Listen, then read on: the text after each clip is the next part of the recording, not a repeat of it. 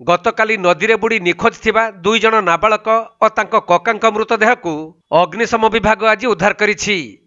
तेबे जन्मदिन रे परिवार सहित बणभोजी करबाकू जाइथिबा बेले सेमाने नदी पानी रे बुड़ी जाइथिले। मिलिथिबा सूचना अनुसार सुंदरगढ़ सहर रिजेंट मार्केटर मोहम्मद फरान नामक जने 15 वर्ष नाबालकंकर गतकाली जन्मदिन थिला। तेणु परिवार लोकंक सहित मोहम्मद फरान, मोहम्मद रिजवान और तांको कका मोहम्मद साहिद मध्य ईब नदीर सेमिना घाट निकट को जाइथिले। आउ समस्ते खाई सारिबा परे परिवारर 2 भाई मोहम्मद फरान और मोहम्मद रिजवान नदी को गाधोइबा को पसिथिले। हेले चोराबाली रे 2 भाईंकर गुड़ फसी जिबारु सेमाने पानी रे बुड़ी जाउथुवा बेले आर्तचित्कार करिथिले। तेणु सेमानकर पाटी शुणी सेमानक कका मोहम्मद साहिद सेमानकु बंचाइबा को पानी को डेइथिले, किंतु से मध्य चोराबाली रे फसी बुड़ी जाइथिले। एपरी घटना घटिबा परे कांद और आर्तचित्कार शुणी स्थानीय लोक माने नदी घाट को दौड़ी आसीथिले, किंतु सेमानकु उद्धार करिबा संभव होई न परिबारु परे अग्निशम बाहिनी और पुलिस को खबर दिया जाइथिला। तेणु अग्निशम बाहिनी और पुलिस घटनास्थल रे पहुंची सेमानकु पानी रे खोजाखोजी आरंभ करिथिले, किंतु अंधार होई जिबारु गतकाली उद्धार कार्य बंद रहिथिला।